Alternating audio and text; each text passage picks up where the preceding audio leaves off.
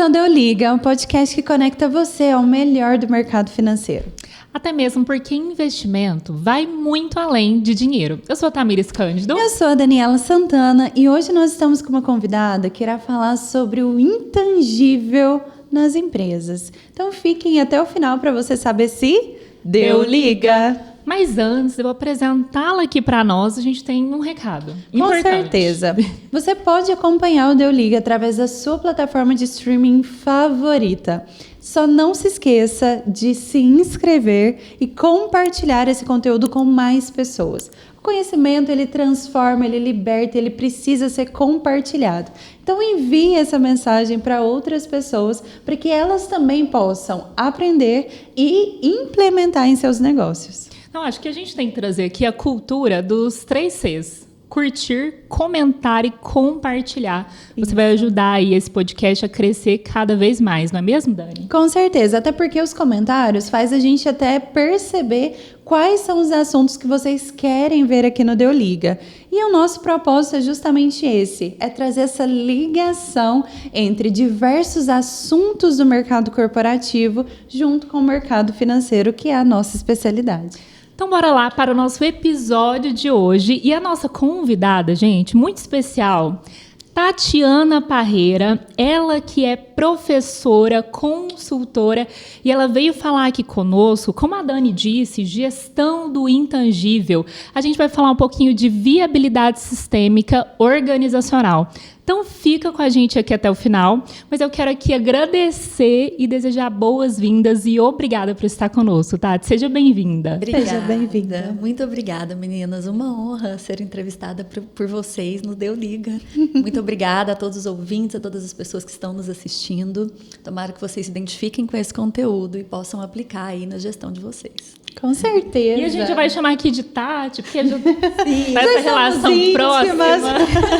Já geramos uma ligação aqui, até backstage, falando para vocês que imprevistos acontecem. E a gente vai falar um pouquinho sobre isso também, né? Porque todo negócio, eu acredito que passa por desafios e esse intangível, ele pode trazer, agravar mais a situação, que às vezes está difícil, ou deixar tudo de forma mais leve, de forma muito mais leve para ser conduzida.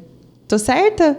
Tá certa? É sobre isso também que a gente vai conversar hoje. Exato. E eu acho que é muito legal essa oportunidade de desmistificar um pouco o que é essa cadeira de gestão do intangível dentro das organizações, que está todo mundo lidando com isso de alguma maneira, mas sem saber que isso pode ser gerido, bem gerido, e que isso faz 100% de diferença nos resultados dos negócios. E antes disso, queremos conhecer um pouquinho sobre você, Tati. Então nos conta como foi a sua trajetória até aqui. Voltar uns anos aí atrás. Isso. Para nós descobrirmos o porquê, né, de você estar hoje dando consultoria sobre isso. Ok. Bom, meninas, eu já tenho uma carreira de 26 anos. Uau! Parte dessa carreira foi como professora universitária, tanto na graduação quanto na pós-graduação, nas áreas de estratégia, marketing, planejamento, em todos esses conteúdos, e também como executiva dentro da área de estratégia e marketing, construindo projetos, análise de mercado, de viabilidade de negócios, né? Então, passei muitos anos desenvolvendo esses projetos. E há uns 13, 14 anos atrás, eu comecei a observar que muitas vezes os projetos eles tinham as viabilidades tradicionais que a gente avalia em negócios. Então, viabilidade financeira, né? Vocês entendem pra caramba disso. Isso é importante. Muito importante, muito importante. A gente vai continuar levando em consideração com toda certeza, né? E é muito interessante a gente poder falar sobre isso. Uma estrutura de viabilidade não briga com a outra, né? Elas são complementares. Então, a gente avalia a viabilidade financeira de um negócio, se vale a pena colocar dinheiro naquele mercado ou não, em quanto tempo esse dinheiro retorna, qual taxa, né? Para que a gente saiba se financeiramente este negócio é viável. Existe a viabilidade mercadológica, então quanto aquele mercado está maduro do ponto de vista de demanda para um determinado produto, quanto a nossa oferta, a nossa composição de produto consegue influenciar essa demanda adequadamente, o quanto o produto ou o mercado estão maduros para que seja possível uma penetração de mercado interessante, então viabilidade mercadológica. Existe também a viabilidade operacional. É possível tecnicamente executar esse projeto, executar essa empresa, entregar esse produto do ponto de vista ambiental, do ponto de vista legal, fiscal, né? Esse negócio operacionalmente é viável ou não. Sim. Então, quando nós estudamos negócios, essas são as análises de viabilidade que a gente estuda, né? Que a gente precisa levar em consideração para tomar a decisão de investir em um determinado mercado ou de continuar um negócio dentro de um determinado mercado. Mas existe uma outra análise de viabilidade, que eu chamei de viabilidade sistêmica, que é o quanto nós estamos viáveis para esse projeto, ou o quanto esse projeto, essa modelagem de negócios também é viável para as pessoas que estão envolvidas nele. Porque muitas vezes o que impede a viabilidade de um negócio não são as viabilidades financeiras, mercadológica e operacional. É o quanto as pessoas que estão envolvidas nesse projeto estão maduras o suficiente para ter a postura adequada para fazer esse negócio virar. Uau, é muito mais profundo, então, do que os números ali que a gente vê através de todas essas outras viabilidades que precisam ser analisadas. Exatamente. Se vocês observarem, quem está nos assistindo também provavelmente lida com isso, boa parte do tempo de trabalho que a gente usa ou investe esse tempo ajustando as relações com quem conversa, o jeito que conversa, o dia que conversa, a hora que conversa, como é que vai fazer, etc. Para a gente conseguir fazer o trabalho que a gente precisa fazer. E se a comunicação ela não se tem algum ruído de comunicação nesse meio do caminho, inviabiliza totalmente um projeto, né? Exatamente. Não, e no planejamento de negócio a gente estuda essas outras viabilidades, mas a sistêmica, que é esse relacional, que você fala muito também, né? Fica de lado. Fica de lado, mas a gente lida com isso o tempo todo. A viabilidade sistêmica, ela não vai trabalhar só a comunicação ou só a relação, a competência de gestão emocional e mental para a relação. Ela vai trabalhar o olhar para a configuração relacional de um negócio. Então, existem múltiplas configurações relacionais que estão acontecendo enquanto a gente está trabalhando as outras viabilidades. Por exemplo, existem as relações que são estabelecidas entre as pessoas, formam os vínculos e, portanto, como aquela cultura é vivenciada. Mas também existe a relação das pessoas com a marca, das pessoas com o próprio negócio, das pessoas com os processos, das pessoas com os produtos, das pessoas com os clientes, com os fornecedores. Então, existem múltiplas configurações relacionais que estão acontecendo todo o tempo dentro da empresa e o grau de maturação das pessoas e dessas configurações diz o quanto uma cultura é madura ou o quanto essa empresa está amadurecida para implementar, de fato, os planejamentos estratégicos que ela tem desenvolvido.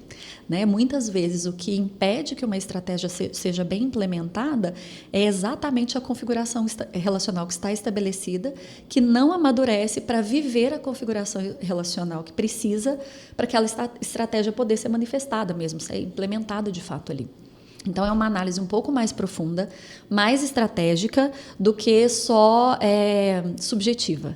Né? Então, eu brinco com os meus clientes muito sobre isso. Né? É um processo de gestão do intangível, mas a gente cria indicadores no tangível. Não é uma briga entre intangível e tangível. É a inclusão dos aspectos de gestão de intangível dentro do planejamento estratégico de uma organização, para que isso não seja um impeditivo ou para que a gente não tenha que... para que nós não sejamos pegos de surpresa com as crises relacionais que a gente lida todos os dias, enquanto a gente está tentando implementar uma estratégia corporativa. Então, embora seja gestão do intangível, como você disse, existem indicadores para metrificar isso. Sim, existem indicadores, tangíveis e intangíveis, que vão metrificar todo esse processo. E, Tati, ao longo aí da sua carreira, você já teve, né, experiência, inclusive no meio corporativo. O que você identifica? A gente vê que as empresas ali, para passarem dos 5 anos de vida, é um pouco mais delicado.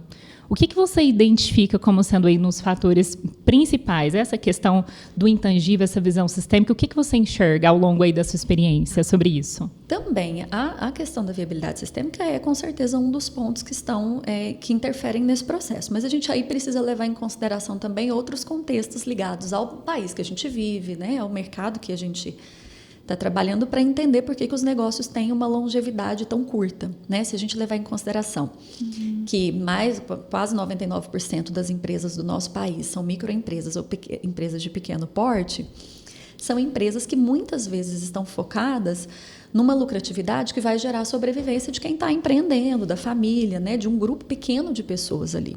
Então, nem sempre todos os processos de gestão que são implementados são processos de gestão profissionais. Né? Então, tem muitos contextos diferentes que interferem na longevidade. A viabilidade sistêmica interfere, até porque esse é um trabalho de legado. Né? Então, quando a gente vai olhar para essa dinâmica sistêmica e para o amadurecimento da configuração relacional de uma empresa, a gente nunca pode olhar só para o curto prazo. Por quê? Andar em bando significa que a gente vai andar na velocidade do mais lento, né? Faz com que a gente tenha uma longevidade maior, faz com que a gente tenha uma garantia de fortalecimento maior ao longo do tempo, mas também significa que a gente precisa amadurecer em bando.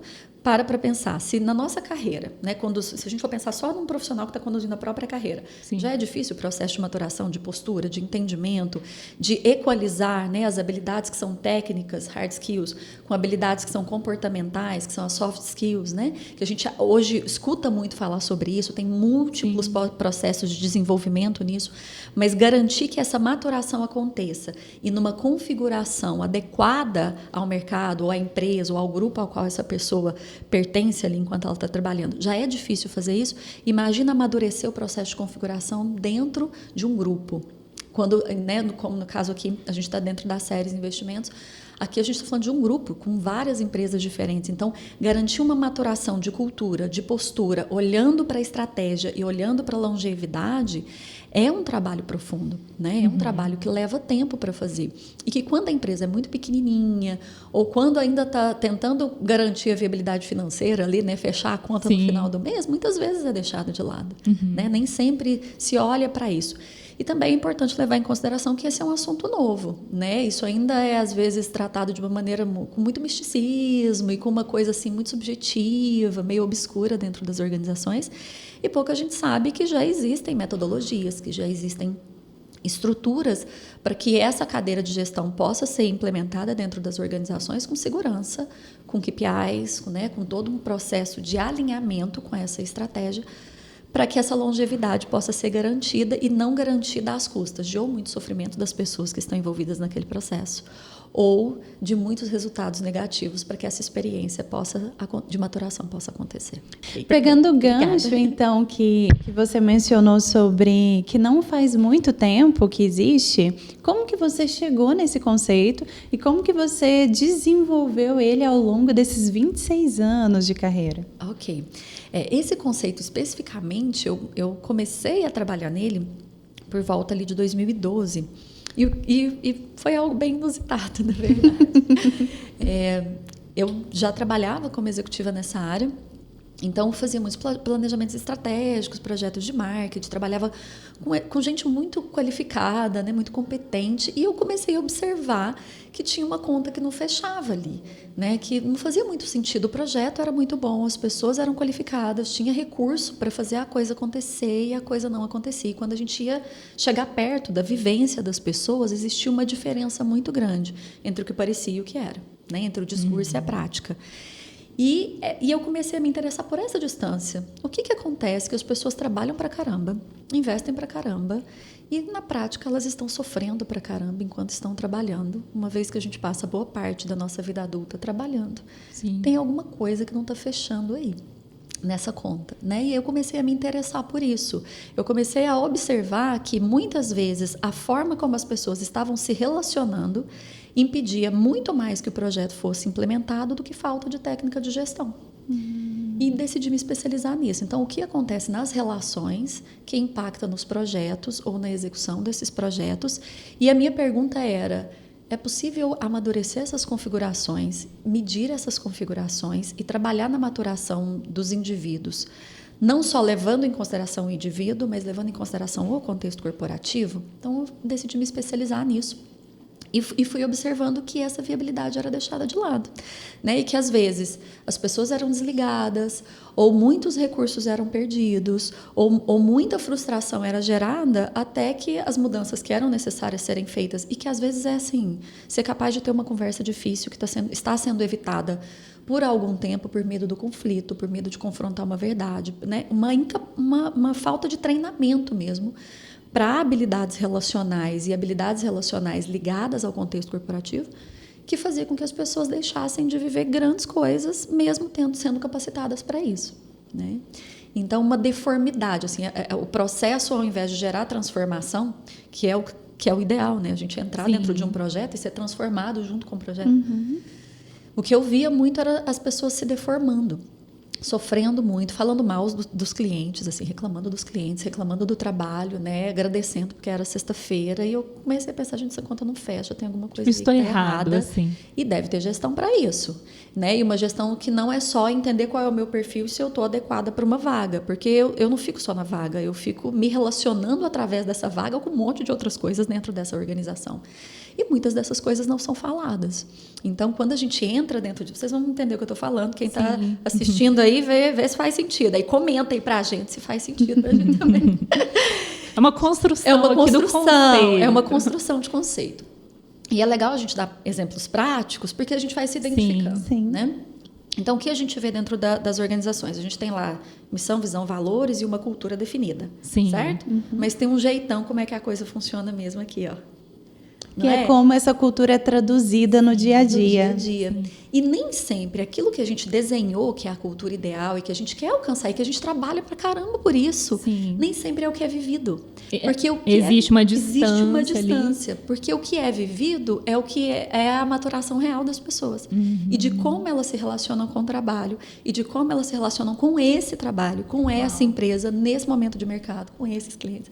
Então, essas configurações, a gente vai lidando com isso o tempo todo, mas a gente vai lidando do jeito que a gente quer, do jeito que a gente sabe, com um arcabouço de conhecimentos que a gente tem, cada pessoa tem uma forma de pensar, suas crenças, etc. A gente vai lidando com isso do jeito que dá.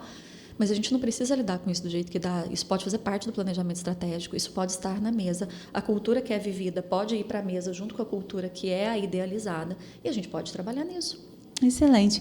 E a maioria das pessoas que nos ouvem ou estão no momento inicial dos seus negócios ou estão no momento de inflexão de precisamos avançar porque já cresceu o suficiente que no molde em que estamos não cabe mais continuar e precisamos crescer.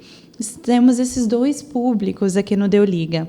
E, independente de qual estágio, nós já sabemos que isso é necessário. Só que quais princípios precisam ser adotados, independente do estágio? Se quer avançar e quer fazer uma gestão eficiente desse intangível, quais princípios precisam ser seguidos? Ok.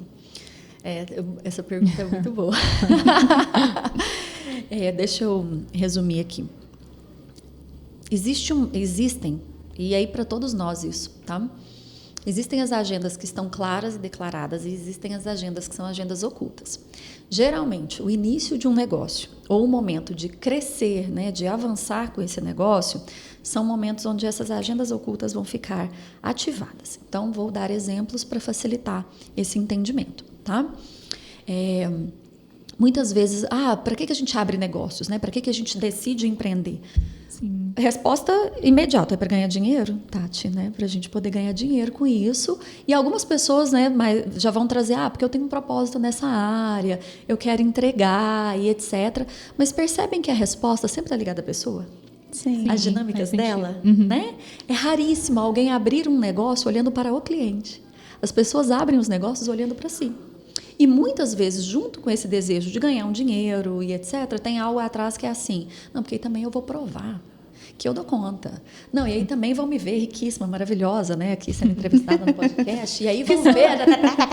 São subjetividades. São subjetividades, mas que é subjetivo só quando a gente está falando aqui. Na prática não tem nada de subjetivo. Porque isso na prática, se traduz na isso prática. se traduz em processo decisório. Sim. Então, eu decido abrir um negócio desse jeito, nesse lugar, com essa configuração, muitas vezes não porque essa configuração é a melhor configuração para o cliente, para o mercado, para quem eu vou atender de verdade. Porque esse tipo de decisão geralmente é tomada em empresas muito profissionais. Mas em empresas iniciais, não. E aí a pessoa toma decisões, até da cor da marca, etc. e tal, ligadas ao que ela quer ser atendida, e não ao que vai de verdade atender o cliente dela. Então, quem está em estágio inicial, muita atenção. Porque frequentemente a gente acha que está olhando para o cliente, mas não está. A gente está olhando para os nossos anseios, para aquilo que a gente quer alcançar, para aquilo que a gente quer, e aí, sem querer, a gente quer que o cliente nos atenda. E não que a gente atenda o cliente. Primeira pergunta para quem está aí ouvindo, assistindo. Isso é muito comum. Por que o seu negócio existe? Porque o seu negócio existe. Então, o primeiro princípio seria se despir mesmo dessa visão de si e honestidade. Olhar para o cliente. Honestidade. Não é Ser nem se sincero. despir, tá? Não é nem se despir, é levar isso em consideração. Porque quando a gente leva isso em consideração, Ser por consciente exemplo, disso, isso, né? ser consciente disso. Então, eu vou abrir um negócio porque eu não quero mais ter patrão, por exemplo, certo? Estágios iniciais, né? Daqui a pouco a gente fala dos estágios de crescimento, Sim. tá? Eu não quero mais trabalhar para ninguém, eu quero ter o meu trabalho, etc. Tá vendo? Muito eu quero. Ou gente que fala assim, eu tenho um dinheiro aqui, tenho um recurso, já invisto, agora quero montar um negócio, quero empreender. Quero empreender e tal. É. Então, quais são as motivações que estão ligadas a isso? Não tem problema. Se é porque Sim. eu não quero responder para outra pessoa, quero fazer do meu jeito. Não é errado. Não é errado, só precisa ser claro. Porque se isso não é claro, você toma decisões a partir dessa motivação que está lá, que é uma agenda oculta, certo? E espera resultados que vão atender a isso, mas o seu processo decisório não foi tomado para o resultado, foi tomado para atender a isso. Então, você está abrindo um negócio para você e não para o mercado. Então, super comum, acontece demais e não acontece só com pequenos negócios. Vou dar um exemplo, com pequenos investimentos. Vou dar um exemplo.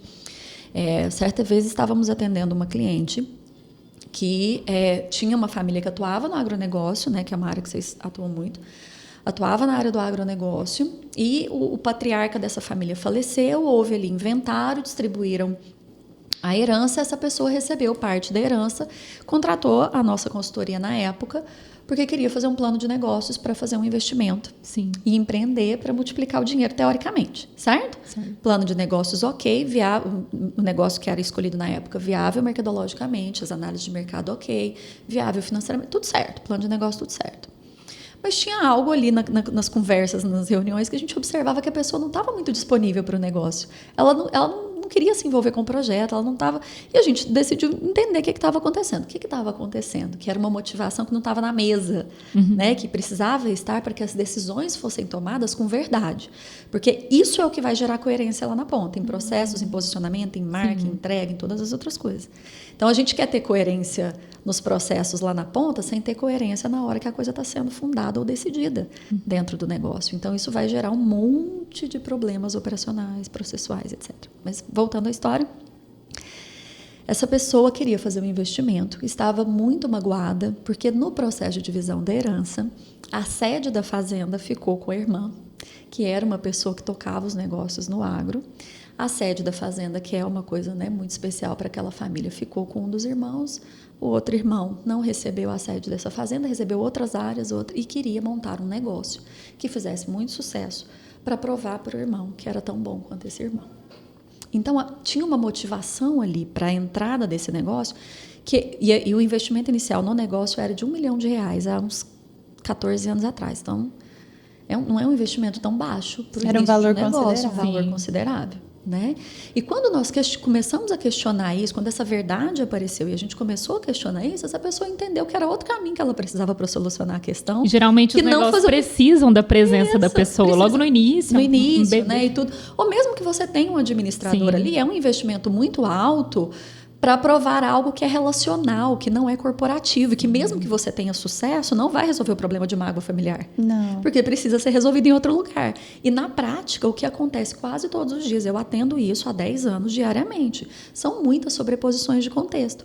Muitas questões que deveriam ser resolvidas em outros âmbitos começam a ser resolvidas nas mesas de negociação. Sim. São resolvidas numa sobreposição de contexto com negócios, nos processos decisórios dentro dos negócios. Cabe às empresas resolverem esses problemas familiares? Não, mas é dentro das empresas que isso está acontecendo. Vai se chocar lá na frente. Exatamente. Entendi. Tem um monte de decisão que está sendo tomada agora, em várias mesas de reuniões pelo mundo aí afora, que não são decisões influenciadas pelo que é melhor para o negócio, e sim pelo que é melhor para a relação, para evitar uma conversa difícil com o sócio. Quantos negócios são conduzidos por anos de uma maneira muito prejudicial para o negócio e para as pessoas que estão envolvidas, porque os sócios têm dificuldade de ter uma conversa difícil. Uau, Tati, isso puxa muito, assim, com uma reunião que eu tive na semana passada, que eu fui perguntar se já tinham feito o processo sucessório da empresa. E aí, o dono falou assim, Dani, não fizemos ainda porque é algo muito delicado. Temos sócios de várias idades. Os sócios com idades mais avançadas veem que isso é necessário. Os de tenra idade, que eles falam, não vê como uma necessidade. E poucos deles têm os filhos envolvidos no negócio. Então, ele falou assim, nossa, isso é um emaranhado que eu decido não... Vira uma caixa preta dentro da empresa. Que eu decido não entrar. Só que abster disso agora pode gerar um problema gigantesco para a geração dele. Sim. E não vai ser algo que vai ser evitado, em algum momento precisa ser falado. E se não for falado agora, ou seja, se não romper essa barreira que até então é intangível, mas que já está afetando no tangível, lá na frente pode quebrar um negócio. Exatamente. É exatamente quebrar, isso que né? nós estamos falando. A viabilidade sistêmica e a gestão do intangível vai olhar para essa cadeira de gestão também. Porque as empresas que são familiares vão ter uma quantidade de sobreposições de contexto maiores e mais emaranhadas. Mas as empresas que não são familiares também.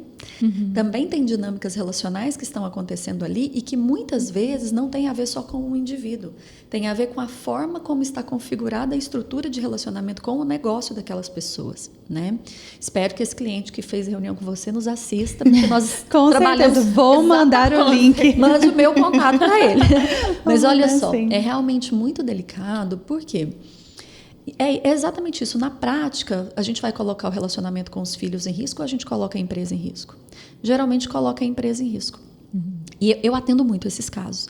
Tanto casos, e precisa tocar no assunto e entender que, mesmo sendo delicado, e a gestão do intangível é isso, é essa coisa mais delicada e sutil, e precisa ser olhada com calma e com metodologia, para ser vista com qualidade. Para quê? Para não precisar ferir as pessoas, ferir as relações para proteger o negócio, ou também não precisar ferir o negócio para proteger as relações.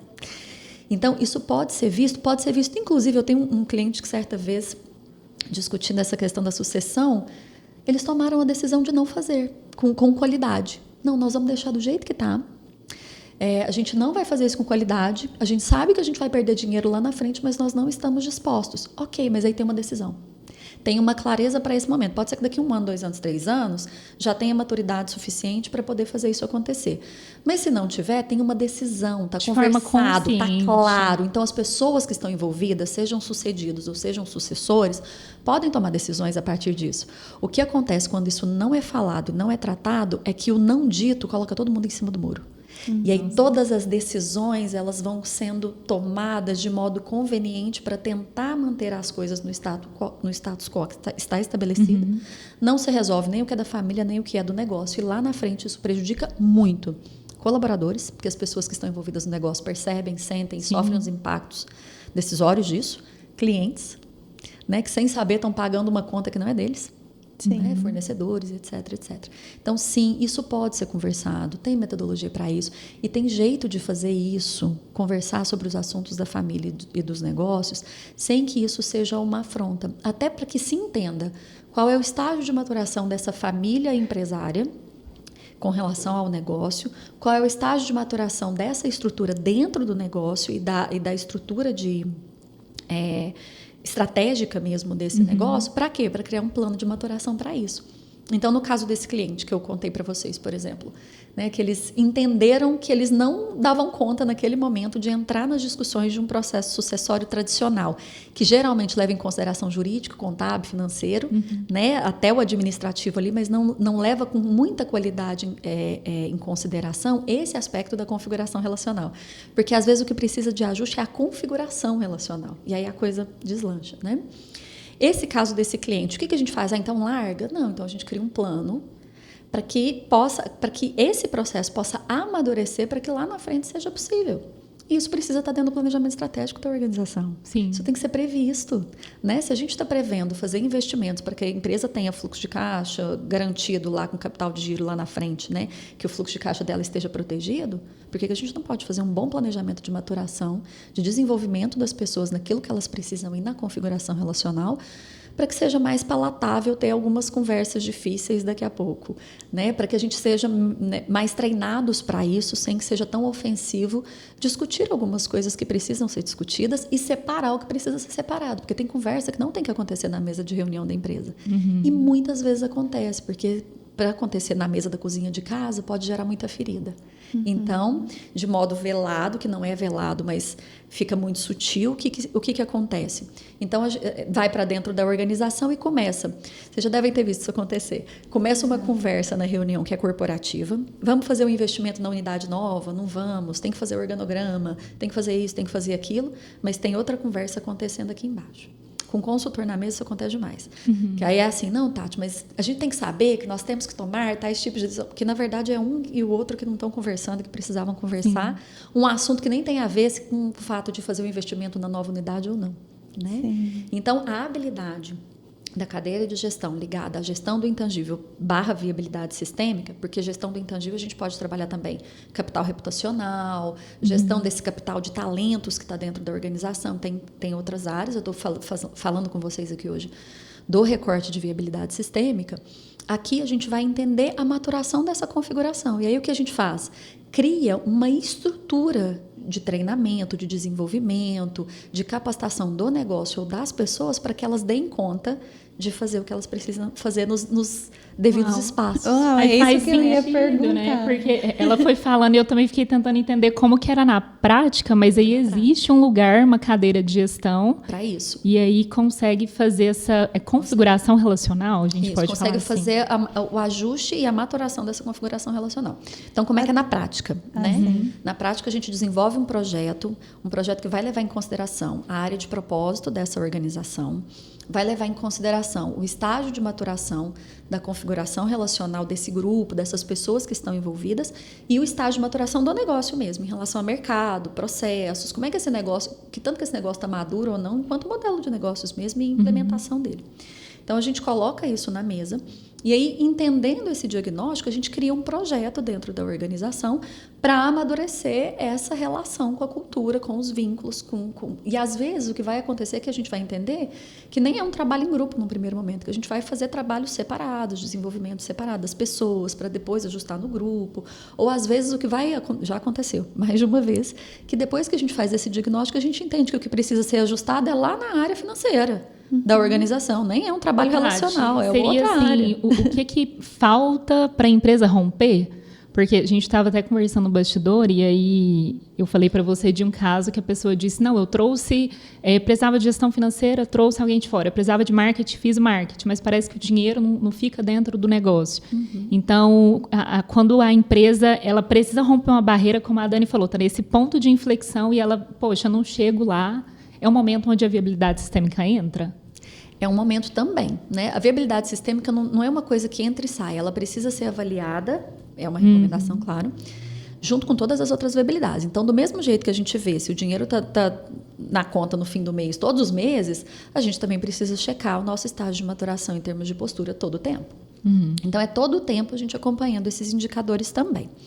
Nesse caso que você perguntou, nossa, tem algo travado, o dinheiro chega, mas ele não fica. Isso é um sintoma. O que geralmente vai tentar resolver? Né? Vai tentar cortar custo, contratar outras pessoas, resolver processo seletivo, sei lá. Né? Qualquer aspecto que a gente vê ali que está acontecendo de crise dentro da organização. Mas isso que está acontecendo, a crise geralmente é um sintoma, não é a causa.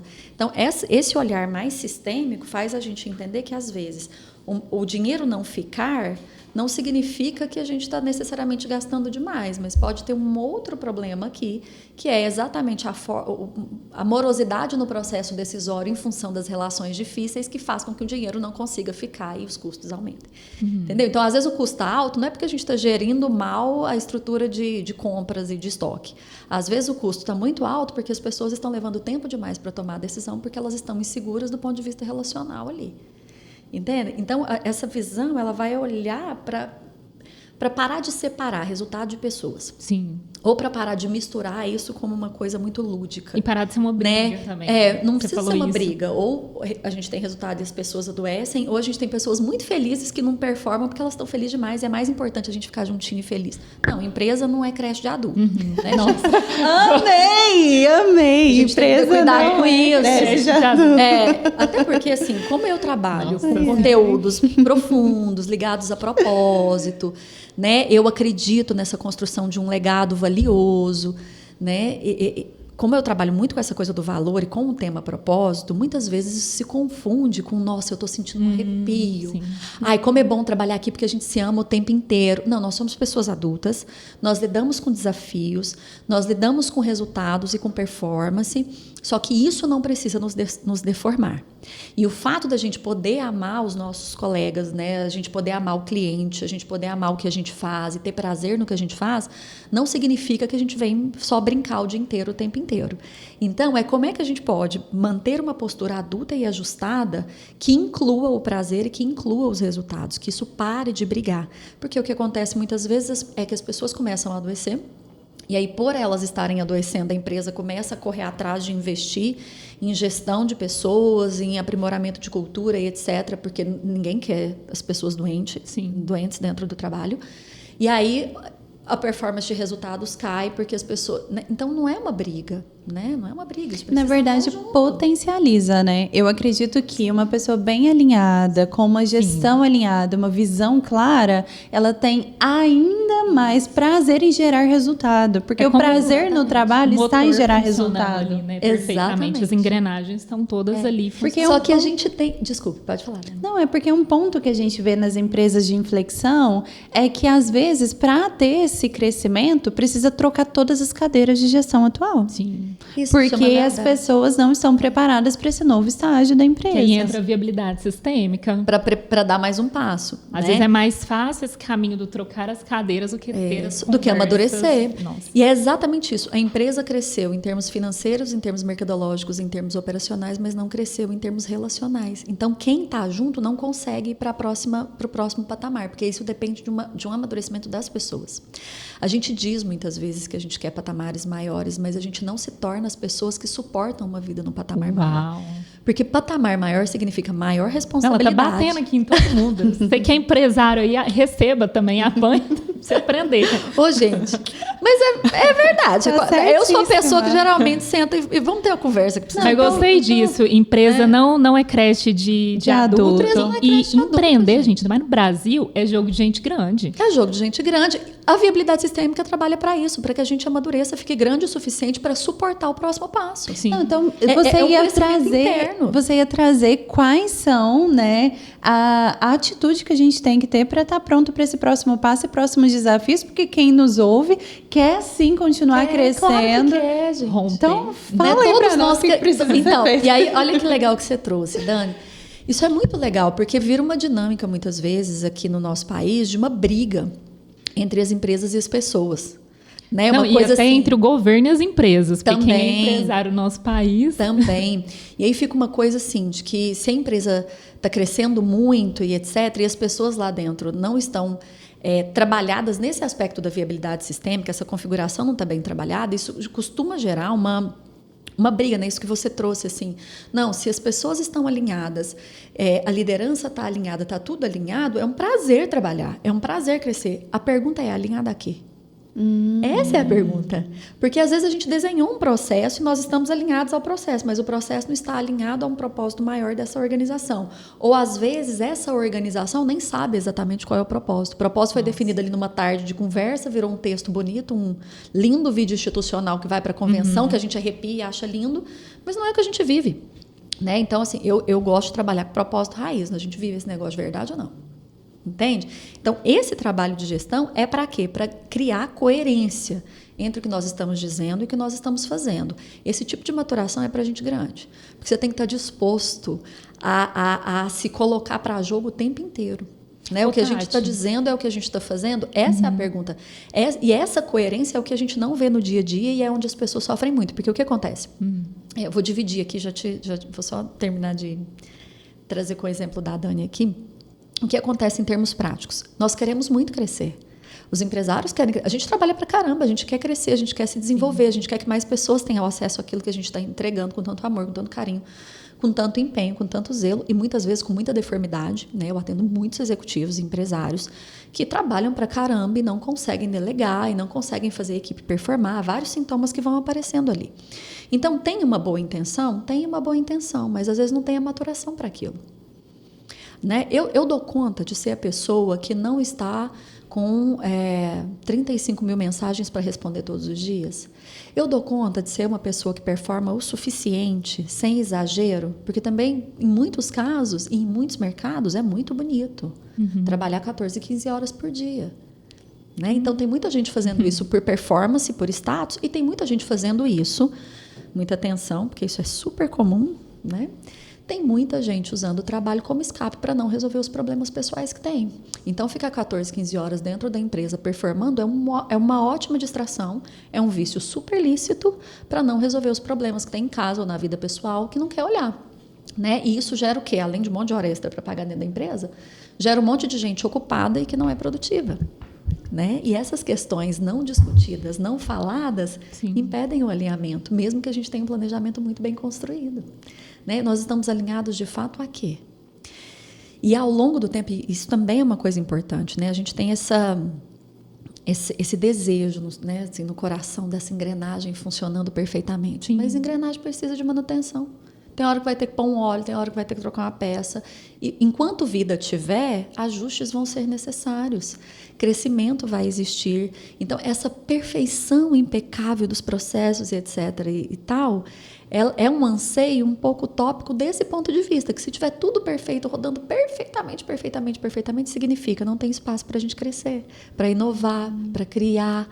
Então, a gente sempre vai ter algo para resolver, a gente sempre vai ter uma pendência para fazer, a gente sempre vai ter algo, porque enquanto tiver vida, vai ter mais trabalho para fazer, né? Vai ter mais louça para lavar, vai ter mais coisa para a gente aprender, para a gente conhecer, porque ninguém nunca vai saber tudo, e vai ter mais conexão para a gente aprimorar. A ideia é, ok, qual é o estágio de maturação que a gente está? Qual é o estágio de maturação que a gente quer alcançar? Como é que a gente se torna as pessoas que vivem isso? Aí não vai ser tão dolorido o processo de crescimento, não vai ter tanta lealdade, né? Uma lealdade que muitos colaboradores ficam ao modelo anterior, que na verdade não é ao modelo de negócios anterior, é ao modelo relacional anterior.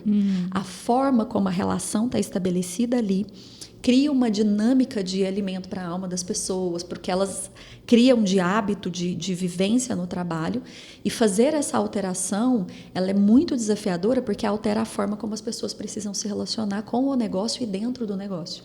E isso geralmente é gerido depois que as transformações de crescimento já foram feitas. Software novo, fusão, aquisição. Isso vem no momento, né? Que a empresa quer mudar de E geralmente as decisões, e que é o que acontece também na introdução de um negócio. Sim. Geralmente as decisões são tomadas primeiro no mercadológico, no financeiro e no operacional. No Brasil, primeiro pelo operacional, a pessoa aluga o espaço, pinta, põe uma placa, depois que ela vai ver se tinha dinheiro para fazer, né? Sim. Faz primeiro, pensa depois. Sim. Já amadureceu isso muito, né, do que quando eu comecei, da minha época, assim, mas ainda nós temos isso, né? Então começa primeiro por essas viabilidades, e aí a hora que dá um pepino enorme nas relações, é que fala, nossa, pera, a gente tinha que ter conversado. Que é isso aqui? E tal, né? Quantas pessoas eu atendo que têm sociedades com negócios assim que estão milionários, faturando muito, tendo muito sucesso, e as pessoas estão deformadas porque não conseguiram ter as conversas que precisavam ter com sócios e não sabem como sair disso e nem pode reclamar porque o negócio está sendo sucesso. Só que isso, na prática, os líderes estão sendo influenciados por isso, o processo decisório está sendo influenciado por isso. Entendi. Tati, eu gostei que você já está trazendo aqui, desmistificando que não se trata de algo romântico, né, como algumas pessoas pensam, essa questão do intangível, mas de algo prático e de algo que precisa ser feito independente do estágio da empresa.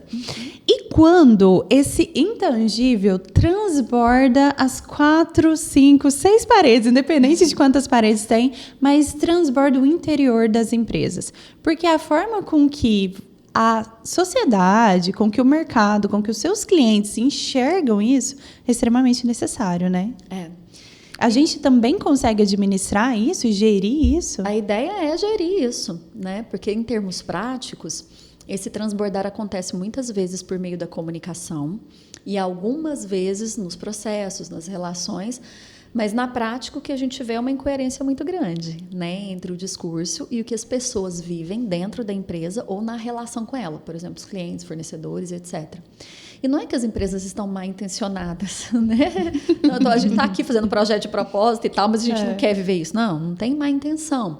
Tem um despreparo para a gestão disso, né? O tema... E aí acho que é legal a gente desmistificar o conceito de propósito também. Para negócios é um conceito trabalhado mais trabalhado ali a partir da década de 60, em outros países. Aqui no Brasil, esse conceito ficou mais efervescente nos grandes eventos corporativos a partir de 2017, 2015 já tinha alguma coisa. É muito recente. Tem algumas bibliografias anteriores já aqui no Brasil, né? Algumas empresas que já atuavam a partir dessa conceituação, mas ainda iniciativas mais isoladas. O boom do assunto que todo mundo começou a falar e é muito recente. Então, é um assunto ainda muito mistificado, como se propósito, né? Eu, quando ouvi a primeira vez, mas onde acha isso, né? Como é que define? As pessoas ficam, qual que é o meu propósito? Eu não sei, né? Essa coisa assim.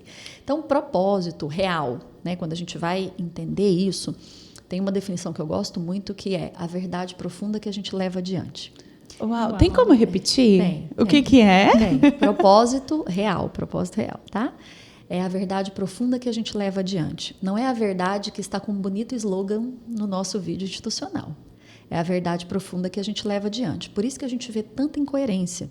Às vezes a comunicação é uma, mas a verdade que a gente está levando adiante, cada dia que a gente entra num negócio para trabalhar e para fazer a coisa acontecer, é outra.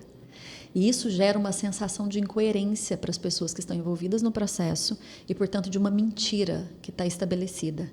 E a incoerência faz as pessoas darem um passo atrás, mesmo que elas não saibam disso. Nós estamos falando aqui de investimento, né? Nós estamos numa empresa de investimentos. Investimento, dinheiro, crédito, no mundo que a gente vive hoje, basicamente a gente está falando de confiança. Com certeza. Acesso a dinheiro no mundo que a gente lida hoje diz respeito a ter uma boa confiabilidade, confiança na relação. Portanto, se as relações não são maduras e confiáveis verdadeiramente, o acesso ao dinheiro reduz. Sim. E só existe isso se tem verdade, ou seja, coerência entre os dois pontos. Isso é fácil fazer na prática? Não. É desafiador, porque na prática, para existir coerência real, né, a gente precisa ter capacidade de fazer isso que a gente está fazendo, ter conversas e atuações que são verdadeiras. Na prática, é difícil sustentar a coerência. Pensa, é difícil sustentar a coerência pessoalmente, né? Vou começar uma academia aqui porque eu preciso ser coerente com isso. Entre começar a sustentar, fazer e se tornar a pessoa que mantém aquilo na vida, é um estágio que é para mim. É para nós. É um estágio de maturação, de sustentação de uma vida que a gente diz que quer ter. Mas para ter mesmo, a gente precisa se tornar a pessoa que vive aquilo. É a mesma coisa com as organizações. Então, quando a gente está falando de conceituação de propósito dentro da organização, o que a gente vai escavar para descobrir? O que criou vida e mantém essa empresa viva, apesar dos mercados, dos governos, das dinâmicas sociais, do que está acontecendo, né? O que garante a vida? Então, é uma visão de longo prazo. O propósito não é algo que a gente descobre, o propósito é algo que a gente reconhece. Uau. Quando a gente faz a declaração de propósito de uma organização num projeto bem feito de verdade, é impressionante, assim, os executivos, as pessoas que recebem aquilo, olham, o semblante é de reconhecimento, a gente é isso mesmo, nossa, é exatamente quem nós somos, é isso. Né? É um reconhecimento. Então, quanto mais nós reconhecemos quem nós somos de verdade, mais clareza nós temos do estágio de maturação que nós estamos em relação ao que nós podemos viver diante dessa vida que nós estamos levando adiante. Aí que entram declarações institucionais bem feitas. Então, vamos desmistificar isso também. Tem algumas vertentes que dizem que a definição de propósito substitui as declarações institucionais. Eu não acredito nisso. Porque o propósito não é algo para a gente alcançar. O propósito é algo para a gente se render, para a gente viver ao longo do tempo. E a gente vai amadurecendo a forma de viver isso ao longo do tempo e transbordando isso em produto, em serviço, em processo, então, inteligência. Tem diferença com aquela parte ali da visão que a empresa procura alcançar. Vou clarear. Tem sim. É assim.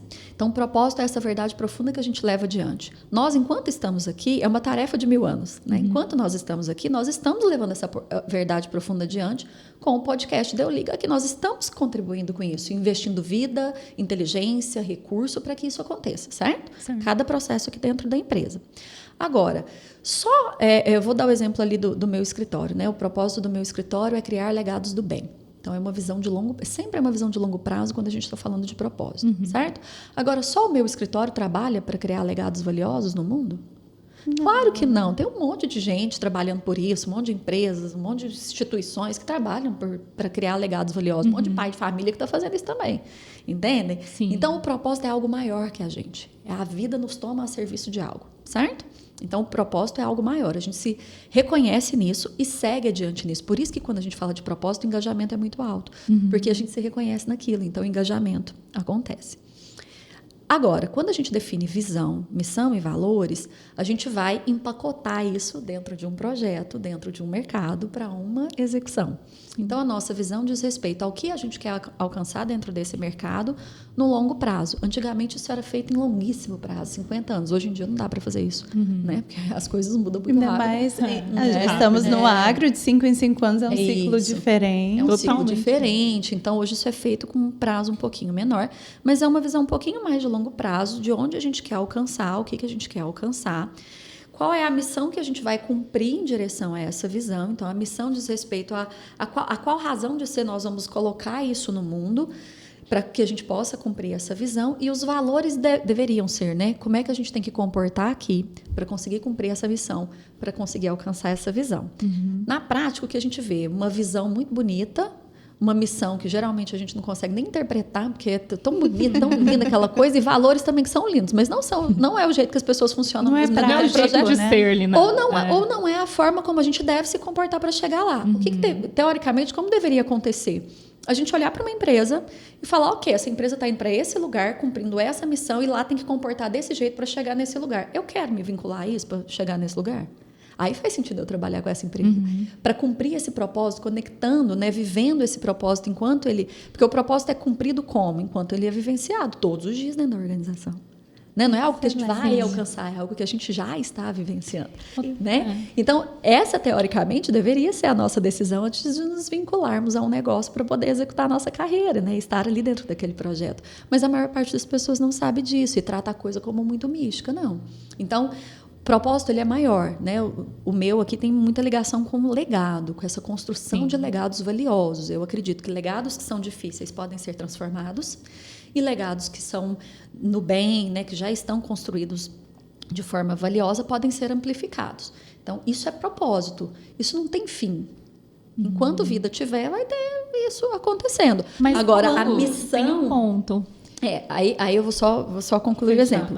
Então, ok, mas a missão que eu decidi adotar tem ligação com os negócios. Eu quero fazer isso nas empresas, entende? Através dos negócios, através das empresas. Tem gente que pode ter o mesmo propósito e está fazendo isso de uma outra forma. Tem gente... Sim. Então, a missão do negócio, no caso, vai ser construída com base em organizacional, entende? Então, a missão, a visão e os valores vão ser ajustados de acordo com o estágio de maturação, com aquele momento, com o que vai ser alcançado naquele escopo.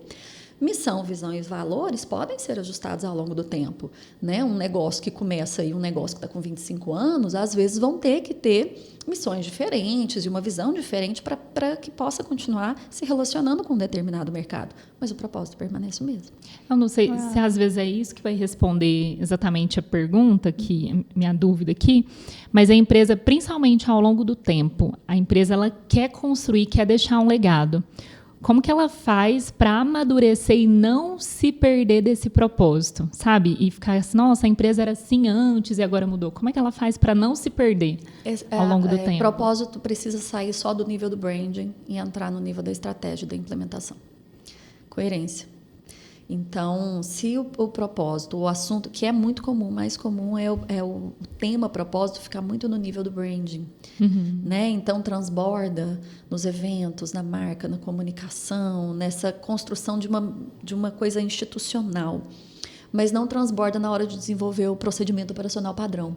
Na hora de tomar a decisão se faz ou não um investimento, que às vezes seria um investimento muito interessante do ponto de vista financeiro, mas fere o propósito. Então, dizer não para isso, para sustentar a coerência com o propósito, é para gente grande, é para quem quer mesmo um legado. Porque entre dizer que queremos construir um legado e estarmos dispostos a pagar os preços para isso, é diferente, né? E Tati, maturação. É bacana, porque quando uma empresa, um CNPJ, ele é constituído, a intenção é que não tenha essa finitude, é que seja realmente passado de geração em geração e possa transbordar esse legado, mesmo com a finitude que nós temos como pessoas. E como pessoas que queremos estar alinhadas e continuar crescendo, como nós podemos aplicar tudo isso no nosso dia a dia para nos tornarmos, sim, profissionais coerentes com aquilo que a gente busca.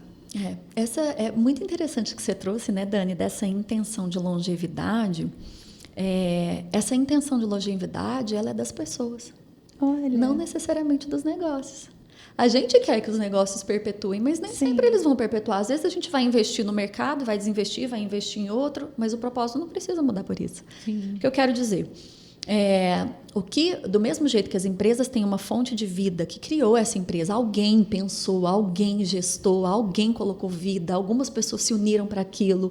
Tem uma vida ali, né? Eu já atendi negócios com mais de 15 anos de mercado que não tinha nenhum controle financeiro. A gente levou umas 2 semanas entendendo como é que o negócio estava aberto, porque não tinha nem computador dentro da empresa. Nossa, 15 anos. Então, dinheiro. 15 anos Tem performando. gente que fala assim, eu sei fazer dinheiro, sei vender. Isso. Né? Negócio performando, clientes no Brasil inteiro, mandava produto para o Brasil inteiro, não tinha computador dentro da empresa, era tudo no telefone, no papelzinho anotado. A dona da empresa ia no banco, pegava todo o dinheiro de pagar os funcionários, punha na bolsinha, voltava e pagava os funcionários. Olha. Parece que é inexistente, né? Não é assim. Eu já vi coisas assim acontecendo, né? Por que eu estou trazendo isso? Está vendo que tem vida no negócio, mesmo que não tenha os processos de gestão mais impecáveis, mas só tem vida no negócio porque tem vida nas pessoas. Então, como é que a gente mantém essa coerência na nossa vida? Se fazendo essas mesmas perguntas, espera aí, eu estou alinhado com o quê? Onde é que está ancorada, né? Onde é o processo de ancoragem das minhas decisões? Nossa, até mesmo porque, vamos supor, ela tem um propósito, a empresa tem outro. Se não tiver aquele alinhamento, pode ter um momento que vai haver um conflito. E aí você vai se posicionar pelo quê? E aí as pessoas cobram das empresas porque as empresas não estão atendendo elas nas necessidades delas. A empresa não tem que fazer isso desse jeito, né? Não é assim. Mas as empresas também cobram das pessoas coisas que às vezes não são as pessoas que precisariam performar, era a empresa que precisaria amadurecer naquilo, na modelagem dela para atender as pessoas, sim. Então, essas discussões é que precisam ser feitas, né? E esse processo, ele é um processo muito bonito da gente falar, da gente, né, estamos aqui gravando e tal, mas na prática ele é um processo de vamos entrar aqui, vamos descobrir quais são as incoerências. E toca nas o que eu digo que eu quero, mas que eu não ajusto a coerência dentro do meu processo decisório, dentro daquilo que eu realmente estou disposto. Porque às vezes o que a gente precisa fazer é dar um passinho atrás e assumir que não estamos dispostos ainda. Que ainda vamos precisar amadurecer algumas coisas para ter a disponibilidade de fazer o que precisa ser feito para alcançar o que precisa ser alcançado, né? É escolher qual guerra, né? Exatamente. Você quer lutar. E se posicionar, né? Posicionamento é tudo, gente, para marcas e para pessoas. Isso, né? só de posicionar que não é o momento, que não vamos lidar com isso, já é um posicionamento melhor do que ficar se abstendo. Exatamente. É parar de fingir que o problema não existe. Uau. É parar de negligenciar aquilo que a gente não quer resolver e que é o que impede a gente de ter os resultados. Então, a gente saber que tem o problema não significa que nós já estamos prontos para solucioná-lo.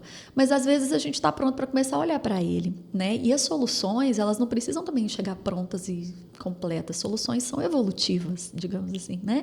Então, a gente, às vezes, começa um processo de solução e, dali, outras coisas vão surgindo e a coisa vai andando e a solução vai sendo aprimorada ao longo do tempo e a gente amadurece o que precisa, de fato, amadurecer.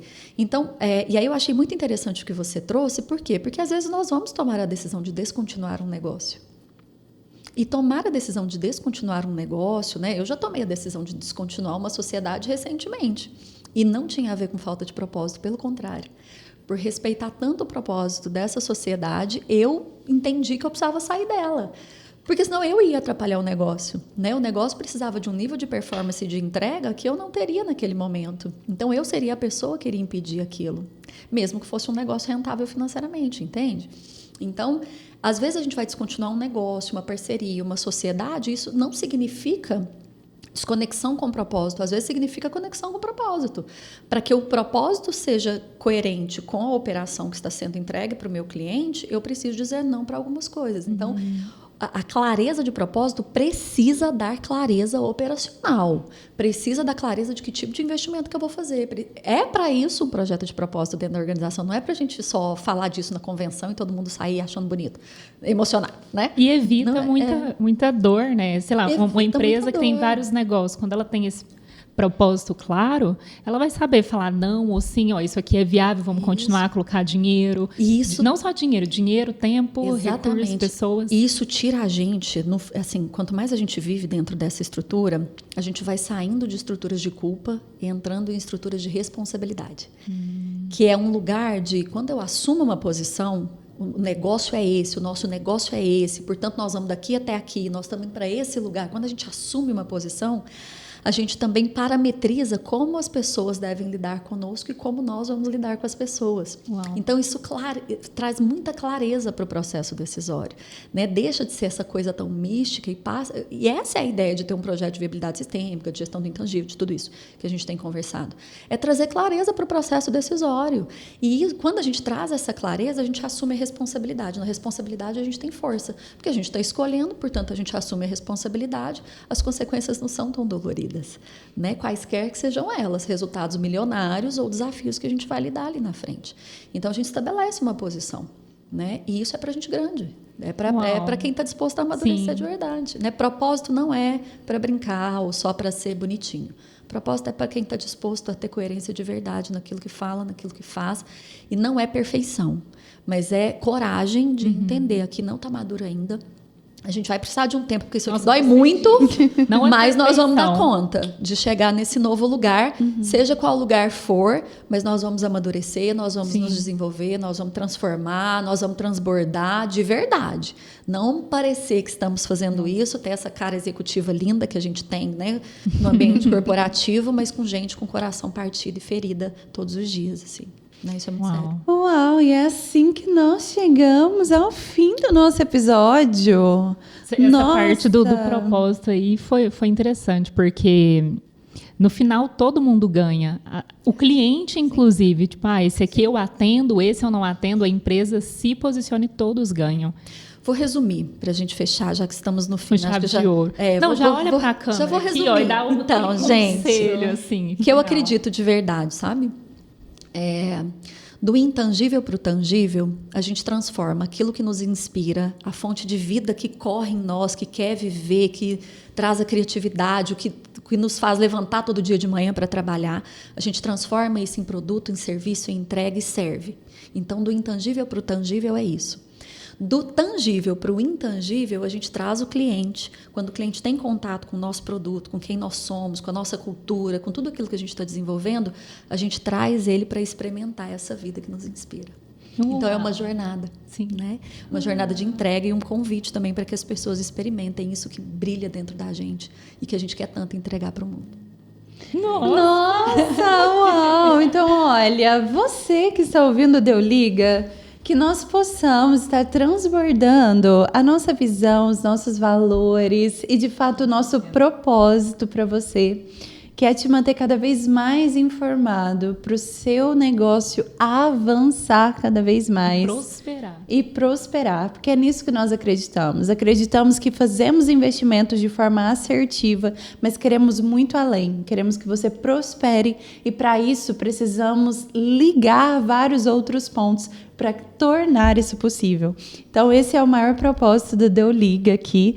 E se inscreva, acompanhe no canal de streaming favorito, entre para a comunidade Deu Liga.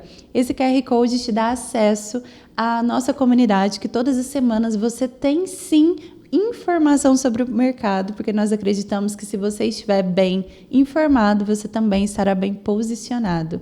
E queremos te agradecer, Tati. Deu liga? Deu demais.